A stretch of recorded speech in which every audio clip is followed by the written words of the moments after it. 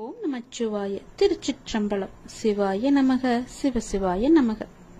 சோகம் என்னும் பறவை உங்கள் தலைக்கு மேல் பறப்பதை தடுக்க முடியாது. ஆனால் தலைக்கு மேல் கூடு கட்டுவதை தவிர்க்கலாம் தானே? யாரும் உன்னை குறை கூறினால் அது உண்மையாயின் திரித்துக்கொள், பொய்யாயின் அதை நகைத்து விடு. வீழ்வது வெட்கமல்ல, ஆனால் வீழ்ந்து கிடப்பதுதான் வெட்கம். புரிகிறதா? வீழ்ந்து கிடப்பதுதான் வெட்கம். வீழ்ந்தால் உடனே எழுந்துவிடு. நீ நகைத்து அவர்களுக்கு முன் நகைத்துப்பார், அவர்களே தலை தெறிக்க ஓடிவிடுவார்கள். பேருந்து பயணத்தில் நடத்துனர் கொடுக்க வேண்டிய மீது சில்லறைக்காக முழு பயணத்தையும் நாம் ரசிக்க மறக்கிறோம். அப்படிதான் வாழ்க்கையிலும் சில சில்லறை பிரச்சனைக்காக முழு வாழ்க்கையுமே நாம் ரசித்து வாழ மறந்து விடுகிறோம். ஆகவே விழிப்புணர்வுடன் எது வாழ்விற்கு உகந்தது, எது உகந்ததல்ல என்பதில் கவனத்துடன் இருந்தால் இலக்கை நோக்கி அடைவது மிக மிக எளிது. அனைத்திலும் பேதம் பாராது சமநிலைத்தன்மையை கொண்டிடுங்கள். மனம் அழகாக இருந்தால் காணும் காட்சிகளும் அழகாகவே இருக்கும். ஆகவே மனதில் குப்பையான கீழான எண்ணங்களை ஒருபோதும் சேர்க்காதே. மனதில் நல்ல நேர்மையான எண்ணங்களை விதையுங்கள். நல்லது நடக்கும். எப்போதும் உண்மையை பேச கற்றுக்கொள்ளுங்கள். உண்மைக்கு நிகர் உண்மை மட்டும்தான். பொய் ரொம்ப நாட்கள் வாழாது, சீக்கிரமாகவே மடிந்துவிடும். ஆரம்பத்தில் சற்று சிரமமாகத்தான் இருக்கும். பழகிவிட்டால் பொய் சொல்லவே நமக்கு கூச்சமாக இருக்கும். உண்மைக்கு மிக வலிமையான சக்தி இருக்கிறது. அது சத்தியமானது, வலிமையானது. இறைவனுக்கு இறங்கி வருவார். நாம் வாழ்கின்ற வாழ்வில் அறமாகிய உண்மை இருந்தால் அந்த இறைவனை நம்மை தேடி தானாக இறங்கி வருவார். வாழ்கின்ற வாழ்வில் அறமாகிய உண்மை இருந்தால், அறமாகிய உண்மை இருந்தால் மட்டுமே இறைவன் நம்முடன் கலந்து விடுவார். ஆகவே உண்மை, நேர்மை, சத்தியத்தை எல்லாம் கடைபிடித்து வாழுங்கள். நீங்கள் வாழ்வில் உயர்வது சின்னம். உங்கள் வாழ்வை யாராலுமே எதுவுமே செய்ய முடியாது. உண்மைக்கு அழிவே கிடையாது. அதை முதலில் தெரிந்து கொள்ளுங்கள். உண்மை சொல்லுவதால் என்ன ஆகிவிடப் போகிறது? ஒரு பொய்யை சொல்லி காலம் முழுவதும் குற்ற உணர்ச்சியுடன் இருப்பதற்கு பதிலாக ஒரு உண்மையை சொல்லி நிம்மதியாக வாழ்ந்து விடலாம். அந்த உண்மைக்கு அவ்வளவு நிம்மதியை தரும் சக்தி இருக்கிறது. அதை நீ மறந்து விடாதே. பொய்யை சொல்லி இன்று தப்பித்து விடலாம், நாளை நிச்சயமாகவே காலம் காட்டிக் கொடுக்கும். அதனால் உண்மையாகவே இருங்கள். நாக்கில் வருவது எப்போதுமே உண்மையான பேச்சாக மட்டுமே இருக்கட்டும். நான் உங்களிடம் வருகிறேன். ஒருவர் தனது இறை பக்தியில் முழுமையும் வலிமையும் அடைந்த பின்னர் அவருக்கு பக்தியானது முத்திவிட்டது என கூறுவதும் வழமையே. எனவே முழுமை முதிர்ச்சி அடைந்த நிலையே முத்தி, முக்தி என்று சொல்வார்கள். முதிர்ந்த பழம் முதிர்ந்துவிடும், முதிர்ந்த உயிர் இறந்துவிடும். எடுத்த காரியத்தை நீ பாதியில் விடாதே. செய்வதை திருந்தச் செய் என்ற உபதேசம் அனைவருக்குமே பொருந்தும். குருவை அடைந்து மரியாதையுடன் கற்றுக்கொள். கற்றதை மனனம் செய்து உருவேற்றிக்கொள் என்பது எல்லா மாணவர்களுக்குமே பொருந்தும். தொழில்நுட்பத்தை தெரிந்து கொள்ள முனையும் மற்றவர்களுக்குமே உரிய உபதேசம்தான் இது. எதற்காக எனக்கு சொல்கிறேன் என்று கேட்டதே. நீங்கள் ஆசைப்படுவதெல்லாம் கிடைக்காமல் இருப்பது உங்களை ஒரு சிறந்த வாழ்க்கைக்கு கொண்டு செல்வதற்காகவே இருக்கும் என்பதை நம்பு. முடிந்தவரை உங்கள் வேலையை நீங்கள் சிறப்பாக செய்து விடுங்கள். யாரிடமும் உங்கள் வேலையை ஒப்படைக்காதீர்கள். உங்களுக்கு கிடைக்க வேண்டிய அங்கீகாரம் தானாகவே கிடைக்கும். நேரத்தையும் வாய்ப்பையும் ஒருபோதுமே வீணடிக்காதே. அந்த தவறுக்கு எந்த காரியம் செய்தாலும் பரிகாரமாகாது. போன நேரமும் திரும்ப வராது. யாருக்காகவும் நேரம் காத்திருக்காது. பொறுத்துக்கொள். நீங்கள் செய்யும் ஒவ்வொரு நல்ல காரியமும் அதற்கான நன்மைகளை காலம் கடந்தாவது அழைத்து கொண்டு உங்களிடம் வந்து சேர்க்கும். வெற்றி என்ற முகத்துடன் உங்களிடம் வந்து சேரும். நீ நிராகரிப்புகளை எல்லாம் கண்டு நெஞ்சு உடையக்கூடாது. உன்னை யாராவது தூக்கி எறிகிறார்கள் என்றால் இறைவன் உன்னை மேலே தூக்கி விடுகிறான் என்று அர்த்தம். அதனால் நீ பயப்படாதே. தூக்கி எறிந்தவர்கள் போகட்டும், நான் உன்னை தூக்கி விடுகிறேன். தூக்கி எறிந்தவர்களை பற்றியே நீ கவலைப்பட்டு கொண்டிருக்காதே. எதிர்பார்த்து எதிர்பார்த்து ஏமாற்றங்கள் மட்டும்தான் கிடைக்கும். என் வாழ்வில் அற்புதங்களை நிகழ்த்துவேன் என்று நீ நம்பிக்கையுடன் காத்திருக்கிறாய் அல்லவா? உன் தந்தை நிச்சயமாகவே உன் வாழ்வில் அற்புதங்களை நிகழ்த்தப் போகிறேன். சில நேரங்களில் நீங்கள் செய்யக்கூடிய செயல்களை எல்லாம் சிந்திக்க வேண்டாம், கற்பனை செய்ய வேண்டாம். அது ஆச்சரியப்படுவதற்கில்லை. எல்லாவற்றையும் சிறப்பாக செயல்படும் என்று மூச்சு விடுங்கள். நம்பிக்கை வைத்திருங்கள். நான் அப்பா, என்னுடைய அப்பா சிறப்பாக அதை முடித்து தருவார் என்ற நம்பிக்கையோடு நீங்கள் காத்திருங்கள். நான் அவர் மீது வைத்திருந்த நம்பிக்கையும் பக்தியும் பொறுமையும் தன்னம்பிக்கையும் அவர் எனக்கு நிச்சயம் அதற்கான பலனை தருவார் என்று நம்புங்கள். நீ வைத்த நம்பிக்கைக்கு நிச்சயமாகவே நான் கைமாறு செய்வேன். உன் மனதில் எந்த சலனமும் இல்லாமல் இருக்கிறாய். நான் உனது பாவ மூட்டையை தூக்கி நான் சுமக்கிறேன். நீ கவலைப்படாதே, எல்லாவற்றையுமே நானே பார்த்து கொள்கிறேன். நீ எப்பொழுதும் போல சந்தோஷமாக இரு. நீ இப்போது உன் மனதில் ஏகப்பட்ட குழப்பங்களுடன் பதற்றத்துடனும் இருக்கின்றாய். வீணான கவலைகளை உன் மனதில் வைத்து கொண்டிருக்கிறாய். உன் மனமானது, உன் இதயமானது துடித்துடிப்புடன் காணப்படுகிறது. ஏன், எதற்காக? வீணாக எதற்காக இந்த கவலை? ஏன் இந்த குழப்பம்? எதற்காக இந்த பதற்றம்? ஏன் இந்த துடித்துடிப்பு? நீ முதலில் அனைத்தையுமே விட்டுவிடு. உன் வேலைகளை பார்த்து கொண்டிரு. போகிற போக்கிலேயே போய்கொண்டிரு. எதையும் நீ தூக்கி சுமந்து கொண்டிருக்காதே. அதை முதலில் மறப்பதற்கு என்ன செய்ய வேண்டுமோ அதை செய். உன்னுடைய மனம் அதிலேயே லயித்து இல்லாமல் வேறு பக்கம் திருப்பு. அப்போதுதான் அவற்றை பற்றி எண்ணம் உன் மனதில் இருக்காமல் இருக்கும். நான் உனக்காக அவதரித்தவன். நான் இருக்கும்போது எதற்காக நீ கவலைப்படுகிறாய்? உன்னை நல்லபடியாக உயர்த்த உனக்காக பாடுபட்டு கொண்டு நான் இங்கே இருக்கிறேன். தயவு செய்து நான் உன்னுடன் இருப்பதை நீ உணர்ந்து கொள். நான் வருவதற்கு முன்பும் வந்ததற்கு பிறகும் நடந்து கொண்டிருப்பதை நீ உணர்ந்து கொள். நான் வருவதற்கு முன்பு என்ன செய்து கொண்டிருந்தாய், நான் வந்த பிறகு எப்படியெல்லாம் உன்னுடைய பிரச்சனைகள் தீர்ந்தன என்று கொஞ்சம் திரும்பிப்பார். உன்னை எப்படி நான் கைவிடுவேன் என்று ஒரு நொடியில் நீ நினைத்து விட்டாய்?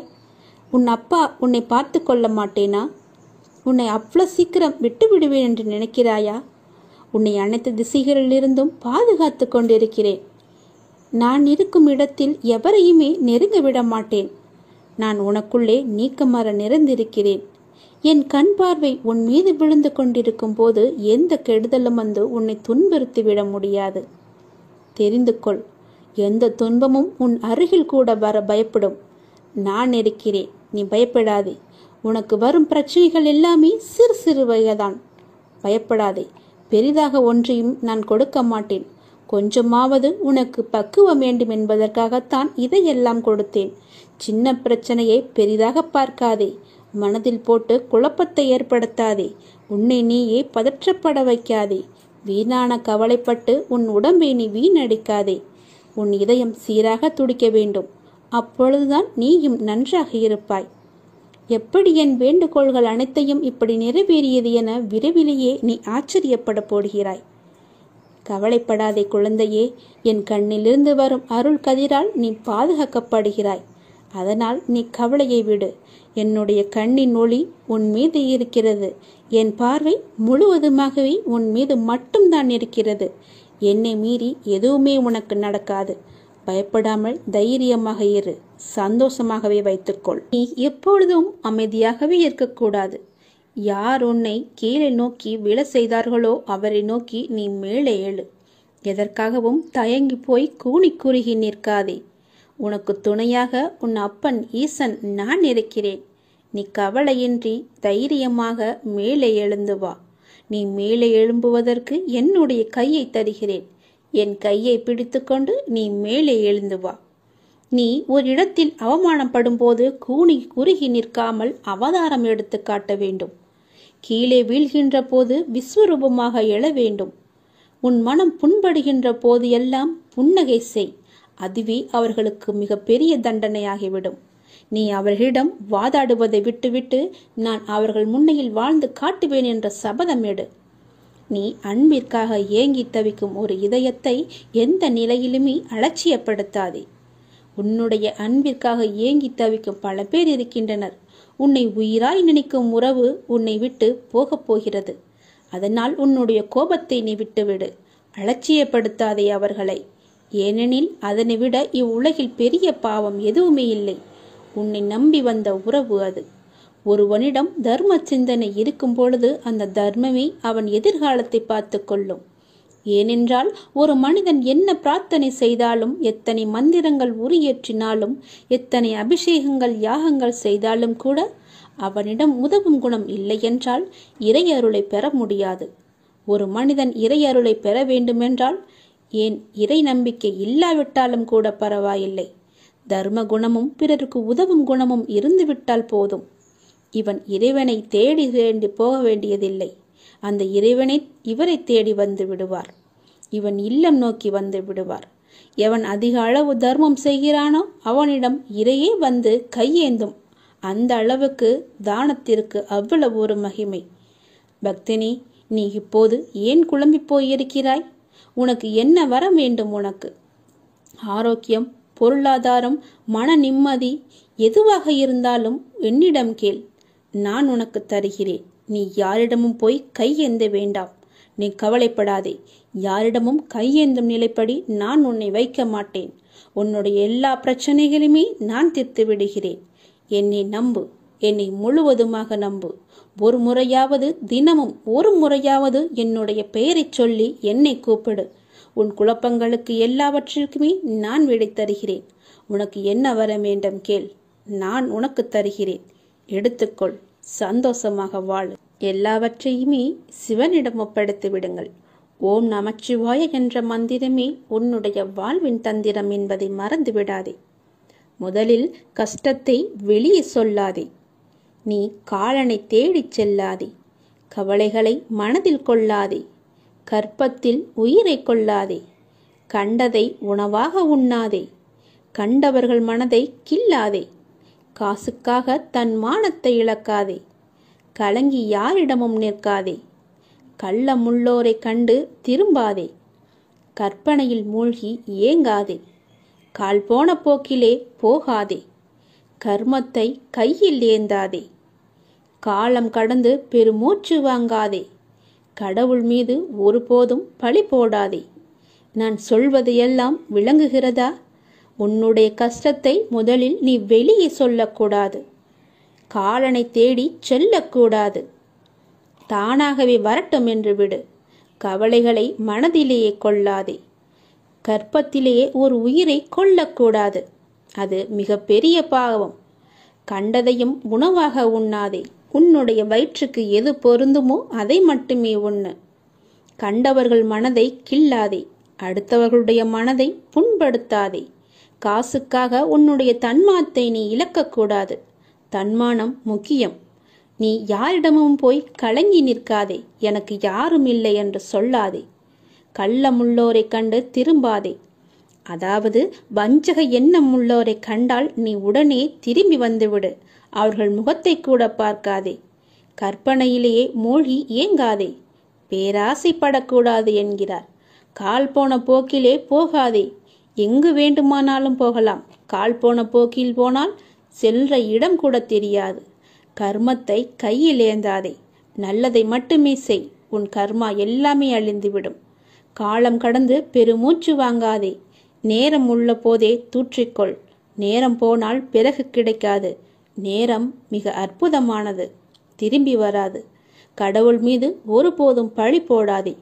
யான் கேட்டு என் கடவுள் எனக்கு செய்யவில்லை என்று அவரை திட்டாதே. அவருக்கு தெரியும் உனக்கு எப்போது எப்படி செய்ய வேண்டும் என்று. கடவுளுக்கு தெரியும். அவருக்கு தெரியாமலையா நீ வந்தாய்? கடவுள் மீது ஒருபோதுமே பழி போடும் எண்ணத்தை விட்டுவிடு. அவன் அப்பா எல்லாவற்றையுமே பார்த்து கொள்வார் என்ற நம்பிக்கையோடு இரு.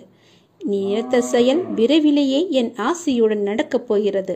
உன்னை சரியான நேரத்தில் நான் கரம் குழித்து இழுத்து வந்து விட்டேன். நீ பயப்படாதே. எல்லாமே என்னுடைய ஆசைப்படியே நடக்கும். வாழ்வில் நடைமுறையில் உள்ள சில விஷயங்களை யதார்த்தமாக நீ புரிந்து கொண்டால் இன்பத்தையும் துன்பத்தையும் சமநிலையில் ஏற்கலாம். நீ முயற்றுப்பார். என் துணையோடு எல்லாவற்றையுமே போராடிப்பார். போராட்டமே இல்லாத வாழ்க்கை இங்கு யாருக்குமே அமைவதில்லை. போராட்டத்தை சந்திக்காத எந்த உயிரும் இந்த பூமியில் வாழ முடியாது. தெரிந்து கொள். பிறந்தது முதல் இறப்பது வரை போராட்டம் இருந்து கொண்டுதான் இருக்கிறது. பிறந்த குழந்தை கூட அழுகை என்னும் சத்தம் செய்துதான் தன்னுடைய தேவைகளை பூர்த்தி செய்கிறது. போராட்டத்தில் பிறந்து போராட்டத்தில் வளர்ந்து போராட்டத்தில் மடிவதுதான் வாழ்க்கை. இன்று மனிதன் போராட்டம் இல்லாத வாழ்க்கை வாழ ஆசைப்படுகின்றான். அதைத்தான் விரும்புகின்றான். வாழ்க்கையில் தங்கள் குறிக்கோளை நிலைநிறுத்திக் கொள்ள ஒவ்வொரு மனிதனும் இவ்வுலகில் போராட வேண்டியிருக்கிறது. பூந்தோட்டத்தில் ஒவ்வொரு நாளும் புது புது மலர்கள் பூப்பதுண்டு. ஆனால் அவை நிலைப்பது இல்லை. அது நியதியும் இல்லை. அதுபோலத்தான் வாழ்க்கை என்னும் பூந்தோட்டத்தில் ஒவ்வொரு நாளும் புது புது மலர்களாக பூத்து கொண்டிருக்கிறோம். எவ்வாறு பூந்தோட்டத்தில் மலர்ந்த ஒரு பூ நிலைப்பது இல்லையோ அது போலத்தான் வாழ்க்கையும். போராட்டங்கள் இல்லாமல் வாழ்வில் எதுவுமே வெற்றி பெற முடியாது. போராட்டம் இல்லை என்றால் வாழ்க்கை உப்புச்சப்பு இல்லாமல் போய்விடும். வாழ்க்கையில் உங்களுக்கு அழுவதற்கு 100 காரணங்கள் இருந்தாலும் சிரிப்பதற்கு என்னிடம் 1000 காரணங்கள் இருக்கிறது என்று வாழ்ந்து காட்டு. சரியான நேர்மையான வாழ்க்கை பயணப்பாதை முட்கள் நிறைந்த கரடுமுரடான பாதைத்தான். இப்பாதையில் முட்களாகவும் கரடுமுரடான கற்களாகவும் பிறரின் அவமான பேச்சுக்களும் பழிச்சொற்களும் நியாயமில்லாத விமர்சனங்களும் தான் நிறைந்திருக்கும். அதை நீ தெரிந்து கொள். வாழ்க்கை என்பது அவ்வளவு சுலபமல்ல. களையில்லாத தோட்டமில்லை. அதுபோலத்தான் போராட்டம் இல்லாத வாழ்க்கையும் இல்லை. வாழ்க்கை அழகானதாக மாற்றிக்கொள்வது உன்னுடைய கையில்தான் இருக்கிறது. எல்லோருடைய வாழ்விலும் இன்பம் துன்பம் என்று எல்லாமே கலந்துதான் இருக்கும். நாம் அவற்றை எப்படி எடுத்துக்கொள்கிறோம் என்பதுதான் மிக முக்கியம். ஆசையை குறைத்து கொள்ள வேண்டும். மன நிறைவு இருந்தாலே போதும். உன்னுடைய வாழ்வில் மகிழ்ச்சி தானாக நிலைத்து நிற்கும். போராட்டம் இருந்தாலும் கூட யாரும் வாழ்க்கையை வெறுப்பதில்லை. போராட்டங்களை எல்லாம் ஏற்றுக்கொள்ளவும் நமக்கு ஏற்றதாக மாற்றிக்கொள்ளவும் பழகினாலே போதும். வாழ்க்கை பூந்தோட்டமாக மாறிவிடும். உங்களின் வாழ்வில் நல்லது நடக்க வேண்டுமென்றால் நான் சொல்வதை பின்பற்றுங்கள். நீங்கள் எப்படிப்பட்ட பாதையில் பயணம் செய்தாலும் உங்கள் நற்சிந்தனையாலும் நற்செயல்களாலும் மலரும் புதிய பயனுள்ள மலர்களால் பாதையை நிரப்புங்கள். உங்கள் வாழ்வு இனிதாக அமையும். நீங்கள் வாழ வாருங்கள். என்னுடைய ஆசையுடன் நீங்கள் போராட்டத்தில் குதிக்க தயாராக இருங்கள். என் துணை உனக்கு உண்டு. வாழும் ஒவ்வொரு நிமிடமும் இறை சிந்தனையுடன் இருங்கள். இறை சிந்தனை உள்ள பொழுது விழிப்புணர்வுடன் ஒவ்வொரு செயலையுமே நன்றாக துல்லியமாக எந்த குறையும் இல்லாமல் செய்ய முடியும். விழிப்புணர்வுடன் நீங்கள் செய்யும் எந்த செயலும் தவறாவதற்கு வாய்ப்பே கிடையாது. விழிப்புணர்வுடன் செய்யும் செயல்கள் நிச்சயம் ஒரு நாள் வெற்றியை தரும். உங்களுக்கு கிடைக்கும் வெற்றிக்கும் தோல்விக்கும் நிச்சயமாக ஒரு காரணம் இருக்கும். இரண்டையும் ஒன்றாக எடுத்துக்கொள்ள நீங்கள் முயற்சி செய்யுங்கள். வெற்றிக்காக மட்டும் செயல்களை செய்யக்கூடாது. ஒவ்வொரு செயலையும் இறைவனுக்காக நீங்கள் செய்யுங்கள். உங்களை படைத்த கடவுளுக்காக செய்யுங்கள். எந்த ஒரு எதிர்பலனையும் பார்க்காமல் எதிர்பாராமல் எதிர்பார்ப்புகள் இன்றி நீங்கள் செய்யும் ஒவ்வொரு செயலுமே அந்த இறைவனை போய் சேரும். உங்களுடைய புண்ணிய கணக்கில் சேரும். அதற்கு நிச்சயமாக பல மடங்கு பலன்கள் உங்களை தேடி தானாக வந்து சேரும். ஒவ்வொரு நாளின் முடிவிலும் நீங்கள் இறைவனுக்கு நன்றி சொல்ல பழகுங்கள். கண்டிப்பாக அன்றைய நாளில் நன்றி சொல்வதற்கு என்று ஏதேனும் ஒன்று நடந்திருக்கும். அதை நினைத்து இறைவனுக்கு நீங்கள் நன்றி சொல்லுங்கள். விடியும் பொழுது இறைவனின் ஆசியுடன் தொடங்குங்கள். முடியும் இரவும், அதாவது அன்றைய நாளின் முடிவும் இரவும் நன்றி சொல்லி உறங்குங்கள். மறுநாள் காலை உங்களுக்கு நல்ல நாளாகவே அமையும். இன்று எங்களுக்கு அமைத்து கொடுத்ததற்கு மிகவும் நன்றி இறைவா என்று இறைவனுக்கு நீங்கள் நன்றி சொல்லுங்கள். ஒவ்வொரு நாளின் தொடக்கத்திலும் இறைவன் மீது முழு நம்பிக்கையுடன் நீங்கள் தொடங்கி பாருங்கள். உங்கள் வாழ்வு எப்படி இருக்கிறது, அன்றைய நாள் எப்படி அமைந்திருக்கிறது என்று தானாகவே தெரிய வரும். எழுந்திருக்கும் பொழுது சட்டென்று எழுந்திருக்காமல் இறைவனின் பெயரை சொல்லிவிட்டு எழுந்திருங்கள். நன்றாகவே இருக்கும். ஒரு நிமிடம் சுதாரித்து கொண்டு பிறகு ஏந்திரியுங்கள். அப்பாவின் பெயரை சொல்லி எழுந்திரியுங்கள். உங்கள் வாழ்க்கை மீது உங்களுக்கு இருக்கும் அக்கறையை விட உங்களை படைத்த இறைவனுக்கு நிச்சயமாகவே அதிக அக்கறை இருக்கும். நம்புங்கள், நன்றாக நீங்கள் வாழ்வீர்கள். இதனை உணர்ந்தால் இறைபலமும் மனோபலமும் உங்களிடம் அதிகரிக்கும் தானாகவே. இறைவனின் அருளும் ஆசியும் உங்களிடம் நிறைந்திருக்கும் முழுவதுமாகவே. எப்போதும் இறைவனின் அருளோடும் ஆசையோடும் நாம் தொடங்கும் நாள் வெற்றி நாளாகவே நமக்கு அமையும். இறைவனுக்கு நன்றி சொல்ல மட்டும் நீங்கள் மறந்து விடாதீர்கள். இறைவனின் நாமத்தை ஜெபித்து கொண்டே இருங்கள். உன்னுடைய மனக்குமரலை நான் அகற்றப் போகின்றேன். மிக பெரிய வெற்றி உன் அருகில் இருக்கின்றது. நிச்சயம் நடக்கும். நீயே ஆச்சரியப்பட்டும் போவாய். கடந்த கால கஷ்டங்கள், இழப்புகள், ஏமாற்றங்கள், காயங்கள், தோல்விகள் எல்லாம் உன்னை விட்டு மறந்து போகும் அளவிற்கு உனக்கு நான் மிகப்பெரிய மகிழ்ச்சியை, மிகப்பெரிய வெற்றியை நான் தரப்போகின்றேன். உன் அருகில் அது வந்துவிட்டது. கஷ்ட காலங்கள்தான் கடவுள் நமக்கு உதவுவார் என்ற நம்பிக்கை உனக்குள்ளே வர வேண்டும். கஷ்ட காலங்களில் தைரியத்தை நீ இழந்து விடாதே. உங்களுக்கு நடக்க முடியாத போது சுமக்க தயாராய் கடவுள் உங்களுடனே இருக்கின்றார் என்பதை நினைவில் வைத்து கொண்டால் வாழ்க்கை பயணம் மிகவுமே சுலபமாக இருக்கும். ஒரு மனிதன் ஒரு நெடும் பயணம் மேற்கொண்டிருந்தான். அது அவன் வாழ்க்கை பயணம். நீண்ட தூரம் சென்ற பின் தான் கவனித்தான் அவனுடைய கால் தடங்கள் அருகே இன்னொரு ஜோடி கால் தடங்கள் இருக்கிறது என்று. அவனுக்கோ ஆச்சரியம். சுற்றும் முற்றும் பார்த்தான். யாரும் தெரியவில்லை. சத்தமாக கேட்டான், என்னுடன் வருவது யார் என்று. நான் தான் கடவுள் என்று அசிரீரியாக ஒரு பதில் வந்தது. அவனுக்கோ எல்லையில்லாத மகிழ்ச்சி. கடவுள் என்னுடன் பயணம் செய்து கொண்டிருக்கிறார் என்ற மகிழ்ச்சியில் அவன் துள்ளி குதித்தான். பயணம் மீண்டும் தொடர்ந்தது. அவன் அந்த கால் தடங்களை கவனிப்பதை நாலா வட்டத்திலுமே மறந்துவிட்டான். சுகமாக போய்கொண்டிருந்த வாழ்க்கையில் பிரச்சனைகள் தலையெடுக்க ஆரம்பித்தன. சிறிய பிரச்சனைகள் பெரிதாக ஆயின. துன்பமும் துக்கமும் அதிகமாயின. ஒரு கட்டத்தில் அவன் சமாளிக்க முடியாமல் தவித்த போதுதான் அந்த கால் தடங்கள் நினைவு மறுபடி வந்தது. கூடவே கடவுள் இருக்கும் போதே இவ்வளவு துன்பமா என்று தனக்குள் கேட்டுக்கொண்டவன் கால் தடங்களை கவனித்தான். அவனுக்கோ அதிர்ச்சி காத்திருந்தது. அந்த பாதையில் ஒரே ஒரு ஜோடி கால் தடங்கள் மட்டுமே தெரிந்தன. அவன் சுற்றி பின்னோக்கி பார்த்தான். அவன் கஷ்ட காலம் ஆரம்பித்த கணத்திலிருந்து ஒரே ஒரு ஜோடி கால் தடம் மட்டுமே தெரிந்தது அவனுக்கு. அவனுக்கோ அழுகையாய் வந்தது. கண்ணுக்கு தெரியாத அந்த கடவுளை அழுகையினுடைய கேட்டான். கடவுளே, என் இன்ப காலத்தில் உடன் வந்து கொண்டிருந்தீர்கள். துன்ப காலத்தில் என்னை கைவிட்டு காணாமல் போய்விட்டீர்களே, இது உங்களுக்கே நியாயமா என்று. கடவுளிடமிருந்து பதில் வந்தது. மகனே, நான் உன்னை கைவிடவில்லை. உன் துன்ப காலத்தில் நீ பார்த்த காலடிச் சுவடுகள் உன்னுடையவை அல்ல, என்னுடையவை. இந்த கடின யாத்திரையில் நடக்க முடியாத உன்னை தூக்கி கொண்டு நான் நிறைய தூரம் நடந்து வந்திருக்கின்றேன். அதனால்தான் நீ உன்னுடைய காலடிச் சுவடுகளை காண முடியவில்லை. உன் கஷ்ட காலத்தில் நான் வரவில்லை என்று நினைத்து கொண்டிருக்கின்றாய். ஆனால் உன்னை தூக்கி சுமந்து கொண்டு வருவது நான் தான் என்பதை அறியாமல் சென்று கொண்டிருக்கின்றான். அந்த மனிதன் கண்களில் நன்றியுடன் வழிந்த கண்ணீர் நிற்க நிறைய நேரம் ஆய்விட்டது. குற்றம் காண்பதில் மனிதன் சமத்தமானவன். அவனுக்கு அதற்கு நிறைய நேரம் தேவைப்படுவதில்லை. ஒரு நொடி போதும். கஷ்ட காலங்களில் உறவும் நட்பும் காணாமல் போவது போல கடவுளின் அருளும் காணாமல் போவதாக அவன் எண்ணுவதில் ஆச்சரியமே கிடையாதே. சுமைகள் கூடும்போது இறக்கி வைக்க வழி தெரியாத போது இருக்கவே இருக்கின்றார் கடவுள். அவனிடம் வசவுகள் வாங்கி கொள்ள வந்த கஷ்டங்கள் எல்லாம் நமக்கு தெரியும். எத்தனையோ கஷ்டங்கள் வரவிருந்து அவை இறை அருளால் வராமல் தவிர்க்கப்பட்டிருக்கலாம். அவை நம் கவனத்திற்கு வராமலேயே போய்விடுகிறது. கடவுள் கணக்கு சொல்வதில்லை. எனவே எத்தனையோ உண்மைகளை நமக்கு தெரியாமலேயே போய்விட்டிருக்கின்றன.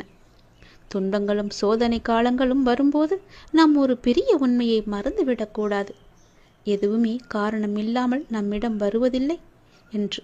அவற்றில் சில நாம் சம்பாதித்தவை. நம் முந்தைய செயல்களின் விளைவுகள் நாமே வரவழைத்தவற்றை நாம் சந்தித்துதானே ஆக வேண்டியிருக்கின்றது. மறப்பதும் எதிர்ப்பதும் நியாயமல்ல. மற்றவை நாம் வளர பக்குவப்பட தேவையான அனுபவங்களை அது கற்றுத்தருகிறது. நாம் கற்க வேண்டிய பாடங்கள் அவற்றை கற்றறிந்த பின்னரே, அந்த சோதனையில் தீயில் பட்ட பின்னரே நாம் புடம் போட்ட தங்கமாய் மிளிரப் போகின்றோம். அவை நம் வாழ்வில் வராவிட்டால் நாம் சோபிப்பதும் இல்லை. கையால் மென்மையான தடவி கொடுத்தே கல்லை சிலையாக்க முடியாதல்லவா? எண்கள் மட்டுமே வந்து கொண்டிருந்தால் நாம் பக்குவம் அடைவதும் முடியாதல்லவா? சாத்தியமே கிடையாது. ஒளிக்கு கல்லின் மீது பகை இல்லை. உளியடிகளை தாங்காத கல் அழகிய சிலையாவதில்லை. கடவுள் என்ற சிற்பி நம்மை செதுக்கும் போது அழகிய சிலையாக போகிறோம் என்ற உணர்வுடன் தாங்கிக் கொண்டால் இது அர்த்தமில்லாமல் புரியாது என்பதை நாம் உணரவே மாட்டோம். அது நிச்சயம் ஆனந்தமாகவே இருக்கும் என்பதை உணர்ந்தால் கடவுள் மீது அவன் நம்பிக்கையை நாம் கொள்ள மாட்டோம். இன்னொரு விதமாக சொல்லலாம், மருந்து கசக்கிறது என்று குழந்தை கதறி அழுதால் தாய் விட்டு விட மாட்டாள். குழந்தை குணமாக வேண்டும் என்று அக்கறை அவளுக்கு அதிகமாகவே இருக்கும். பலவந்தமாக மருந்தை குழந்தையின் வாயில் திணிக்கையில் குழந்தை தாயை ஒரு கொடுமைக்காரியாக கூட நினைக்கலாம். குழந்தை என்ன நினைக்கிறது என்பது தாயிற்கு முக்கியம் கிடையாது. குழந்தை குணமாக வேண்டும் என்பதே தாய்க்கு முக்கியம். குழந்தைக்கு எது நல்லது என்பதை குழந்தையை விட பெற்ற தாய் நன்றாக அறிவாள் அல்லவா? கடவுளும் அந்த தாயைப் போலதான். இனி கஷ்ட காலங்கள் வரும்போது கடவுளை திட்டாதீர்கள். அவற்றை தாங்கும் சக்தியை, அவற்றிலிருந்து கற்கும் புத்தியையும் மட்டுமே கடவுளிடம் வேண்டுங்கள். கஷ்ட காலங்களில் தைரியத்தையும் இழக்காதீர்கள். உங்களுக்கு நடக்க முடியாத போது சுமக்க தயாராய் கடவுள் உங்களுடனே இருக்கிறார் என்பதை நினைவில் வைத்துக் கொண்டால் உங்களுடைய வாழ்க்கை பயணம் முடிவு கண்டிப்பாக இனிமையாகும். நிச்சயம் உன் வாழ்க்கை மேன்மை பெறும். பயப்படாதே, அப்பா நான் இருக்கிறேன். நீ வேண்டிக் கொண்டது நிச்சயம் உனக்கு கிடைக்கும். நம்பிக்கையோடு இரு. முகமலர்ச்சியோடும் நம்பிக்கையோடும் உன் வாழ்வை நீ தொடங்கு. ஒவ்வொரு நாளும் புதிய நாளாக நீ துவங்க இறைவன் உனக்கு அருள் புரிவார். மிக பெரிய வெற்றி உன் அருகில் இருந்து கொண்டே இருக்கிறது. அதை உடனே தொட்டு விடலாம். கொஞ்சம் யோசித்துப்பார் எப்படி தொடலாம் என்று. நான் உன் அருகிலேயே வைக்கிறேன். முழு வெற்றியையும் நீயே எடுத்துக்கொள்வாய்.